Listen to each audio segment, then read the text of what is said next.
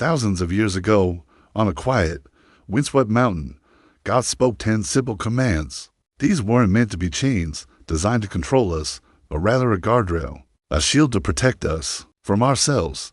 In a world that is so loud, so busy, and so often feels broken, His words still whisper a timeless, profound truth. Let's explore the first one. You shall have no other gods before me. We all worship something, don't we? It might be success, the approval of others, or just the comfort of our daily routines. We chase deadlines, scroll endlessly on our phones, staring into screens for hours. But every time we put those things before God, our hearts drift a little farther away from true peace. God isn't asking for perfection here. He's simply asking to be first, because only He can truly fill that empty space we keep trying to stuff with everything else. The second command is, you shall not make idols. Now, our modern idols don't always stand on pedestals made of stone or gold. Sometimes they glow from our screens. We find ourselves chasing social media likes, the latest luxury items, or the perfect reflection in a gym mirror. We pour our energy into images, status, and external beauty. But in the end, when the likes fade and the newness wears off, we realize what we needed most wasn't more attention from the world, but more connection with our Creator and with each other. Next, you shall not take the name of the Lord in vain. This is about so much more than just avoiding certain words. God's name carries a weight, a promise, a powerful presence. It's not just about what we say or don't say. It's about carrying His name with honor in our daily actions. Imagine someone wearing a cross necklace who, instead of reacting with anger, chooses to act with profound kindness. Let your life, your character, speak His name louder and more clearly than your lips ever could. Remember the Sabbath day, to keep it holy. In a world that glorifies the hustle, where being busy is a badge of honor, rest can feel like a weakness, but God calls it an act of worship. Think about a mom reading a story to her child, a man finally turning off his laptop for the day, a family just laughing together. Rest isn't being lazy, it's an act of trust, believing that the world will keep spinning even when you stop. The Sabbath isn't about doing nothing. It's about taking a moment to remember who does everything. Number 5, honor your father and your mother. Let's be honest, they weren't perfect. None of us are. But honoring your parents isn't about pretending they did everything right or ignoring past hurts.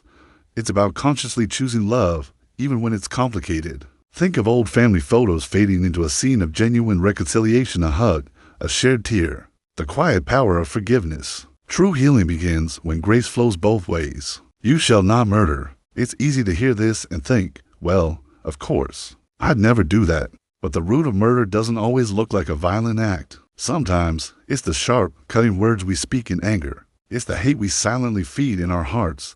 God calls us to protect and cherish life, and that protection starts with how we treat each other in our everyday moments. Long before things escalate, then we have, you shall not commit adultery. Faithfulness is so much more than what happens behind closed doors. It's about the choices we make in our hearts. It's the decision to turn away from temptation, to close a questionable message, to remain loyal. Love isn't just a fleeting feeling.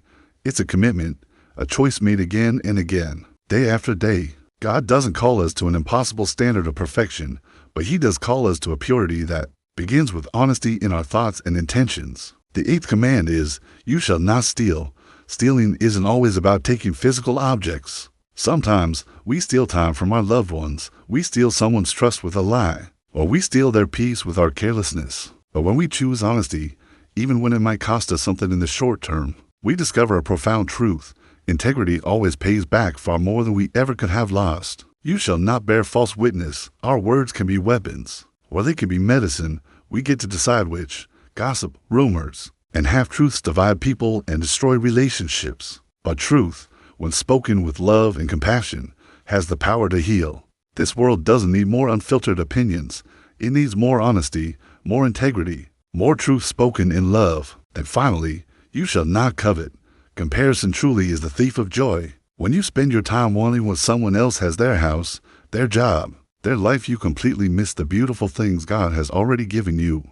It's like scrolling through social media, feeling inadequate, and then turning it off to see your family smiling right in front of you. Gratitude is the magic ingredient that turns what we have into enough. 10 commandments, 10 simple ways to love God and love others better. 10 powerful reminders that God's way is still the best way, even in our complex modern world. These words aren't old or outdated. They're eternal, because they were never just written on tablets of stone. They were written on our hearts. The 10 Commandments still the guide, still the truth, still love. Thank you so much for watching. If this message resonated with you, please give it a thumbs up and consider subscribing for more content like this. We'll see you in the next one.